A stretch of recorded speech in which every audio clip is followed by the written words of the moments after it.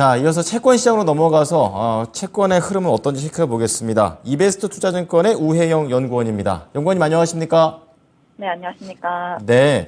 자, 주간 채권 시장 상황 어떻게 보고 계십니까? 네, 우선은 주 초반 같은 경우에는요, 한국장에서는 광복절 휴장을 앞둔 가운데 미국 소매 판매 지표 7월 FOMC의 의사록 공개를 경계하는 모습을 보였습니다. 더욱이 이제 휴장 기간 동안 중국의 비구이완, 위안양 같은 부동산 기업들의 디폴트 리스크가 확대되면서 그다음에 또 이에 더해져서 또 중국 경제 지표도 부진했었거든요. 그래서 글로벌 경제에 대한 부정적인 영향이 더 나아갈 수 있다는 생각이 확대가 되면서 이제 미국장 중심으로 또 안전자산이 안전자산 선호가 나왔던 것 같은데, 다만 이제 소매 판매 중심으로 여전히 좀 견조하게 나오고 있는 모습을 보이다 보니까 9월달 연준의 선택이 추가 인상을 확신을 할 수 있는 정도는 아니겠지만 계속해서 매파적인 얘기를 할 수 있겠구나라는 생각이 잡혀 있는 것 같아요. 그래서 장기물 금리 같은 경우에는 사실상 약세 흐름이 나타나고 있는 모습 보이고 있어서 이번 주 특히 이제 오늘 밤 내일 새벽이죠. 한국 시간 내일 새벽일 텐데 이제 FOMC 의사록 발표가 예정이 되어 있습니다. 이제 FOMC 의사록에서 매파적인 얘기가 나오더라도 사실상 이제 뭐 연준에서 인상을 하겠구나라는 인식보다는 이제 경제 지표나 이런 것들을 보면서 계속해서 매파적인 연준위원들 발언이 나온다라고 했을 때 장기물 중심으로 계속해서 상승 압력이 남아있다라고 보고 있습니다.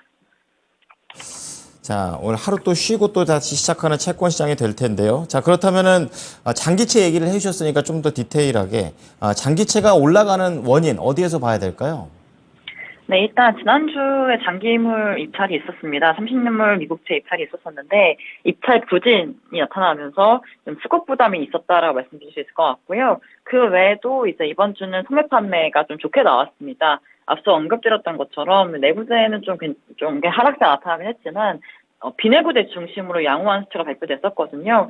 생각보다 견조한 소매 판매 지표, 소비 지표가 지속이 되면서 이제 장기물에 대해서는 경제가 괜찮구나, 경제가 생각보다 튼튼하구나라는 인식이 더 강해진 것 같습니다. 이제 기준금리 인하 시점 역시도 이제 예전 한 달 전만 해도 뭐 1월달 내지 3월달 인하 시점이 잡혔었는데 이제는 2분기 인하에 대한 얘기가 나오고 있거든요.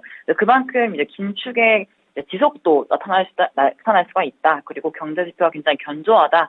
그리고 중장기물 중심으로 특히 초장기물 중심으로 수급 부담이 있다라는 인식 때문에 장기물이 굉장히 약세를 보이는 장이 요즘에 나타나고 있다라고 보시면 될 것 같습니다. 네. 자, 이렇게 시장 상황이 변동되고 있는 게 채권에 드러나고 있는데 이러한 움직임 자체가 국내 채권 시장에 미치는 영향력은 어떻게 될까요?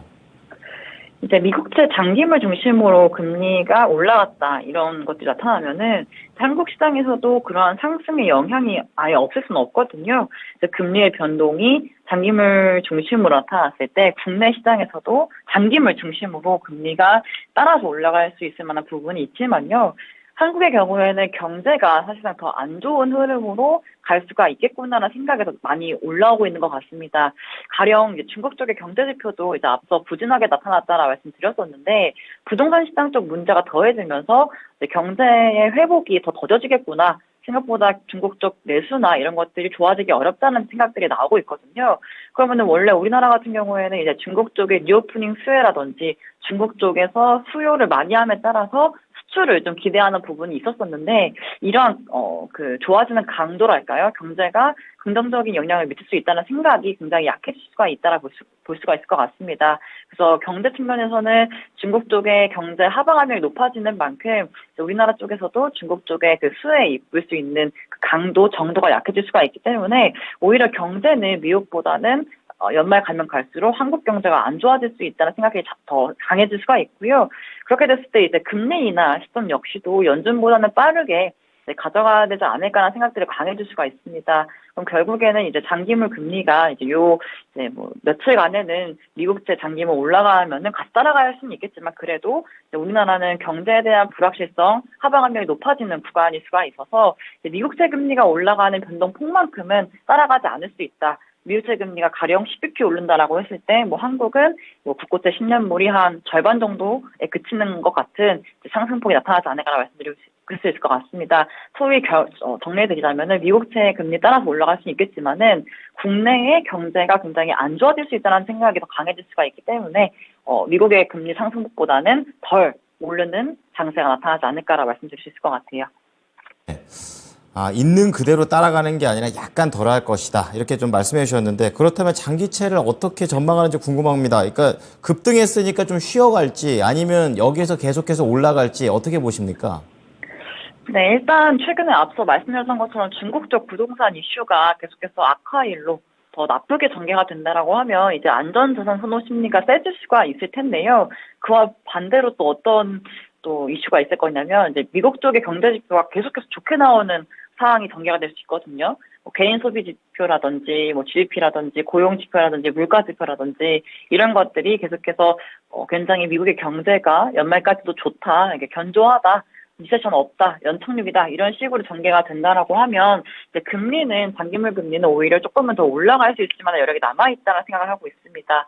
물론 이제 장중에 이제 부동산 이슈라든지 미국 쪽 상업용 부동산 이슈라든지 이런 좀 잡음들이 있긴 하겠지만은 전반적인 기조가 연준의 긴축 기조가 당분간은 계속 이어지고 연준의 긴축 기조가 생각보다 오랜 기간 이어지는 것들이 미국 경제가 정말 튼튼해서 견조해서라면은 지금의 미국제 10년물 금리는 소폭 올라갈 수가 있다. 소폭 한 지금 미국채 금리가 4.21%가 되는데 4.35, 4.4까지도 열어놓고 받지 않을까라 말씀드릴 수 있을 것 같습니다.